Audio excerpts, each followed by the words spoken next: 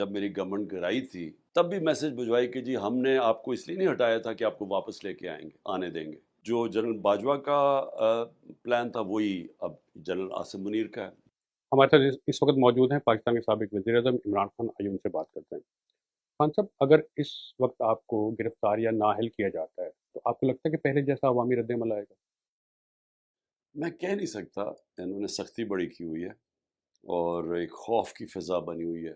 لوگوں کو پکڑ دکڑ گھر توڑ دیتے ہیں، گھروں میں گھس جاتے ہیں، عورتوں کو بچوں کے خلاف ایکشن لیتے ہیں. یعنی ایسے کبھی ہوتا نہیں ہے ہمارے ہمارے معاشرے میں. کبھی ہماری کلچر میں، ہمارے دین میں جو چادر اور چار دیواری کا خاص کوئی ایک تقدس ہوتا ہے، اس کی رسپیکٹ ہوتی ہے. لیکن یہ جو کر رہے ہیں یہ کبھی ہم نے پہلے نہیں دیکھا. تو خوف کی فضا بنی ہوئی، عورتوں کو خاص طور پہ. کبھی عورتوں کے اوپر اس طرح ہاتھ نہیں ڈالا گیا. یہ جو جان کے ایک عورتوں کو تشدد کرتے ہیں، ان کو جیلوں میں ڈالا، وہ بھی 50 عورتیں صرف لاہور کے جیل میں. ایسے کبھی ہوا نہیں ہے پہلے. تو میں کہہ نہیں سکتا کہ کیا رسپانس ہوگا، لیکن میں اتنا جانتا ہوں کہ یہ جو حرکتیں کر رہے ہیں اس سے تحریک انصاف کا ووٹ بینک بڑھا ہے. آپ کے خلاف ملٹری کورٹس میں ٹرائل کی بات کی جا رہی ہے، اگر ایسا ہوتا ہے تو کیا آپ اس کے لیے تیار ہیں؟ لیکن تیار تو ہر چیز کے لیے ہوں، کیونکہ اس وقت کوئی قانون تو ہے نہیں پاکستان میں. اس وقت تو ایک جنگل کا قانون ہے. طاقتور جو مرضی چاہے کر لے. کیا کون سے دنیا کا قانون اجازت دیتا ہے لوگوں کے گھروں میں گھس کے گھر توڑ دو؟ گھر پولیس لوٹ لیتی ہے گھر. جو اگر جس کو ڈھونڈنے آئے ہیں وہ نہیں ہے تو بچوں کو اٹھا کے لے جاتے ہیں، عورتوں کو اٹھا کے لے کے گئے. تو یہ یہاں تو اس وقت فری فار آل ہے. قومی اسمبلی سے آپ لوگوں نے استعفے دیے، کے پی کے اور پنجاب اسمبلی تحلیل ہوئی، اسٹیبلشمنٹ سے ٹکراؤ. آپ کو لگتا ہے کہ کہیں مس کیلکولیشن ہوئی ہے آپ سے ان سارے معاملات میں؟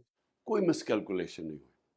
اسمبلی سے بالکل ٹھیک ریزائن کیا، کیونکہ انہوں نے کام کر رہے تھے اسٹیبلشمنٹ مل کے ان کے ساتھ، پی ڈی ایم کے ساتھ، بلکہ نون لیگ کے ساتھ پنجاب کی گورنمنٹ گرانے کے لیے. تو ہماری ایک سے تو ہماری گورنمنٹ بچی ہوئی تھی. تو وہ تو کسی ٹائم پہ بھی ایک انسٹیبل سی گورنمنٹ گرا سکتے تھے. تو ہم نے تو فیصلہ کیا کہ پبلک جاؤ، ایک صحیح مینڈیٹ لے کے آؤ، کیونکہ ویسے گورنمنٹ چلانا بڑا مشکل تھا. تو ہم نے تو آئین کے مطابق فیصلہ کیا. تو اب یہاں آئین کے اوپر ہی کوئی فالو نہ کرے، سپریم کورٹ کے فیصلے کے اوپر ہی کوئی نہ چلے کہ 14 مئی کو سپریم کورٹ نے پنجاب کا الیکشن اناؤنس کیا. اب اگر آئین کے اوپر ہی نہ چلے اور کوئی سپریم کورٹ کا ورڈ گورنمنٹ ہی نہ مانے تو اس کی تو کوئی کیلکولیشن نہیں نہ ہو سکتی. آپ بار بار اسٹیبلشمنٹ سے بات کا کہہ رہے ہیں اور ادھر سے کوئی جواب نہیں آ رہا. آپ کے نزدیک وہ کیا وجوہات ہے کہ آپ سے بات نہیں ہو رہی؟ وہ تو بڑی کلیئر وجوہات ہے. یعنی وجہ تو اس کی بڑی کلیئر ہے کہ انہوں نے جب میری گورنمنٹ گرائی تھی تو تب ہی مجھے یہ میسیجز آ گئی تھی کہ جب انہوں نے دیکھا کہ پارٹی کی پاپولیرٹی بڑھتی جا رہی ہے اور جب پارٹی بائی الیکشن جیتنا شروع ہو گئی، 37 میں سے 30 بائی الیکشن جیت گئی، تو جب پاپولیرٹی پارٹی کی دیکھی تو انہوں نے تب بھی میسج بھجوائی کہ جی ہم نے آپ کو اس لیے نہیں ہٹایا تھا کہ آپ کو واپس لے کے آنے دیں گے. تو ادھر سے انہوں نے فیصلہ تو کیا ہوا تھا کہ عمران خان کے اوپر کراس لگا دیے. اور وہ جو جنرل باجوہ کا پلان تھا وہی اب جنرل عاصم منیر کا ہے، وہی کر رہے ہیں. تو کہ جی ہم نے اس کو آنے نہیں دینا. لیکن جمہوریت کے اندر تو یہ کوئی کانسیپٹ نہیں ہے. جمہوریت کے اوپر تو کاٹا صرف عوام لگاتی ہے. تو یہ کاٹا لگا دیا کسی نے، تو میں تو اس کو مانتا نہیں ہوں.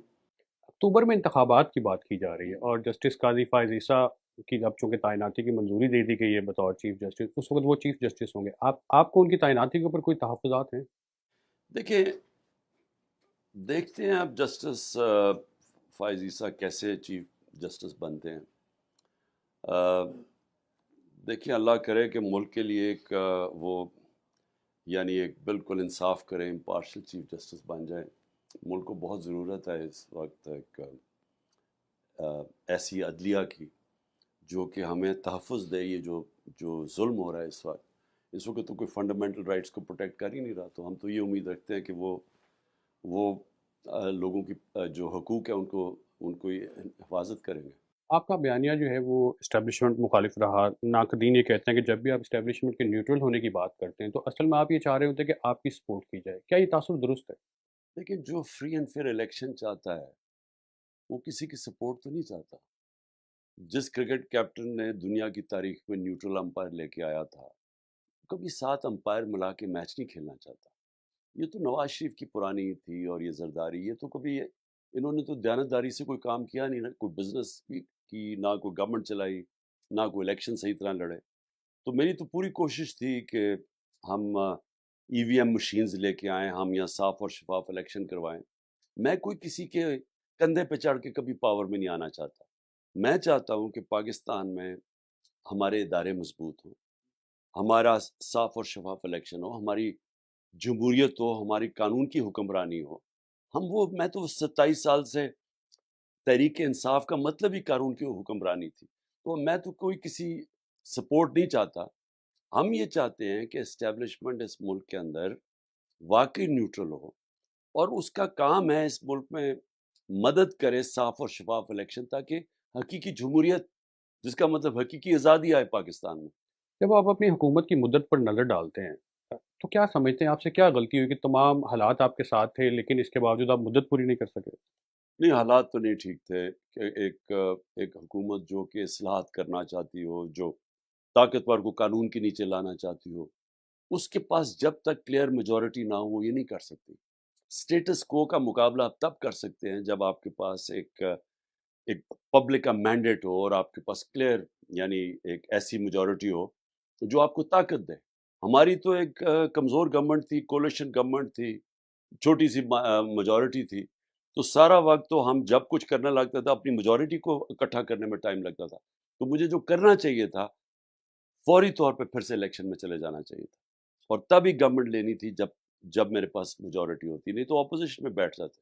آپ متعدد بار کہہ چکے کہ آپ کی حکومت کا جو خاتمہ ہے اس میں امریکی حکومت کا بھی ہاتھ تھا، لیکن بعد میں آپ نے امریکی کی لابنگ فرمز بھی حاصل کی اور زیادہ اب آپ انہی سے مدد بھی مانگ رہے ہیں، ایسا کیوں؟ دیکھیں، امریکہ سے مدد نہیں مانگ رہا میں کلیئر ہو جاؤں پہلے. امریکہ سے ہمیں ہمیشہ اچھے تعلقات رکھنے چاہیے. امریکہ ایک ریالٹی ہے، پاور ہے، اور ہماری سب سے بڑا ٹریڈنگ پارٹنر ہے. سب سے زیادہ ایکسپورٹس پاکستان کی امریکہ ہے. تو ہمیں ان سے تعلقات اچھے رکھنے چاہیے. سب سے تقریب پاکستانی کمیونٹی اس وقت امریکہ میں ہے، پاکستان امریکن کمیونٹی.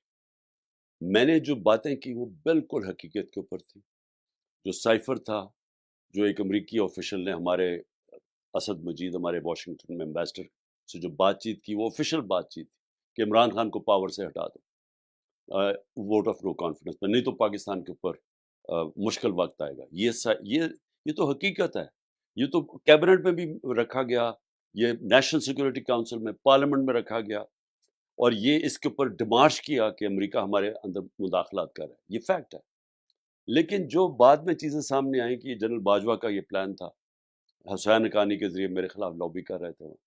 اور دوسری چیز یہ کہ یہ تعلقات ہمارے پاکستان کے امریکہ سے، وہ پاکستان کی بہتری میں ہے. میرا کوئی ذاتی کسی سے لڑائی نہیں ہے، یعنی میں یہ کہ میری گورنمنٹ کرائی تو میں کہوں یہ تعلقات ٹھیک نہ ہو، یہ نہیں بات. ملک کے تعلقات دنیا سے ہوتے ہیں اپنے لوگوں کے مفادات کے لیے، اور ہمارے لوگوں کے فائدے میں ہے کہ ہمارے سب سے اچھے تعلقات ہوں، خاص طور پہ امریکہ سے. ایک عمومی تاثر پایا جاتا ہے کہ آپ کے دور حکومت میں سی پیک سست روی کا شکار رہا، کیا آپ کو چائنیز منصوبوں اور سرمایہ کاری پر اعتراض ہے پاکستان میں؟ بالکل غلط ہے یہ صوبہ. ہم نے سی پیک کو بلکہ ٹاپ پرائیورٹی دی ہوئی تھی. پرابلم یہ ہوا کہ 2 سال کے لیے کووڈ-19 میں چائنا بند ہو گیا. چائنا کے اتنے سخت کوارنٹین لاز تھے کہ وہاں سے آمد و رفت ختم ہو گئی. تو وہ ہمارے لیے ان 2 سالوں میں ویسی دنیا ہی سلو ڈاؤن ہو گئی تھی. آپ کو سب کو پتہ ہے کرونا کے دوران، اور ہمارے 3.5 سال میں 2 سال تو کرونا کا دور نکلا. لیکن ہماری پرائیورٹی تھی سی پیک. آپ کے سیاسی مخالفین یہ تاثر دیتے ہیں کہ کچھ دوست ملک آپ کے حق میں نہیں، کیا وزیر اعظم بنے؟ آپ کو اس کی کیا وجہ نظر آتی ہے؟ یہ بالکل غلط ہے. اگر وہ ہمارے دوست ملک حق میں نہ ہوتے، اور میں سعودی عربیہ کی بات کر رہا ہوں، مڈل ایسٹ کے ملکوں کی بات کر رہا ہوں، تو 2 OIC کی ہماری کانفرنسز فورن منسٹرز کی ہوئی 4 مہینے کے اندر. دسمبر میں ایک ہوئی، اور ہم جب آخر میں جو آخری مارچ ہمارا تھا، آخری مہینہ اپریل میں ہماری گورنمنٹ چلی گئی، تو اگلی مارچ میں ہوئی. تو کبھی تو ہوا ہے کہ 2 دفعہ فورن منسٹرز کی OSI کانفرنس پاکستان میں ہوئی ہو؟ پتہ نہیں 16-17 سال پہلے ایک دفعہ ہوئی تھی. اس کی وجہ، اور یہ ہو ہی نہیں سکتا، مثلا اگر سعودی عربیہ نہ چاہے یا ایران نہ چاہتا تو یہ نہیں ہو سکتی تھی. طاقتور مسلمان ملک نہ چاہتے، ترکی نہ چاہتا. لیکن وہ بھی آیا اور پھر چائنا کا فورن منسٹر بھی آیا. اور تو یہ کہنا کہ ہم تعلقات خراب تھے، اب مجھے یہ بتائیں کہ اب کیا ہے؟ آج جو انڈیا اور امریکہ کا جو جوائنٹ اسٹیٹمنٹ آئی ہے، نریندر مودی جب ٹور کر رہا ہے، تو انہوں نے تو پاکستان کے اوپر دہشت گردی کا الزام لگا دیا. انہوں نے تو بات ہی نہیں کی کہ ہندوستان میں جو ہیومن رائٹس کی خلاف ورزی ہے، جو کشمیر میں ہے، جو جو اقلیتوں سے ہو رہا ہے، مسلمانوں سے ہو رہا ہے، اس کے اوپر تو کوئی بات ہی نہیں. انہوں نے تو پاکستان کو ایک وہ ملک بتایا ہے جو دہشت گردی پروموٹ کرتا ہے. تو کدھر گئی ان کی ڈپلومسی؟ میرا مطلب اگر ہمیں کہتے ہیں کہ آئسولیٹڈ تھے، تو یہ تو ایک شرمناک سٹیٹمنٹ آئی ہے کہ انہوں نے جو پاکستان کے خلاف سٹیٹمنٹ دی ہے. بہت سے کشمیریوں کا یہ خیال ہے کہ آپ جب جنرل باجوہ کے ساتھ امریکہ گئے تو آپ نے کچھ ایسے خفیہ دستاویزات پر دستخط کیے جس کے بعد سے بھارت نے ان کے زیر نظام کشمیر کا خصوصی اسٹیٹس تبدیل کر دیا. یہ بالکل پروپیگنڈا اور غلط ہے، کوئی ایسی بات ہوئی نہیں. بلکہ ڈونلڈ ٹرمپ نے پہلی دفعہ، میں نے اس کے سامنے کشمیر کی بات کی میڈیا کے اوپر، اور اس نے کہا کہ میں کوشش کروں گا کہ اس کا مسئلہ حل کرنے کے لیے. آپ نے وائس آف امریکہ کو ٹائم دیا، بہت شکریہ.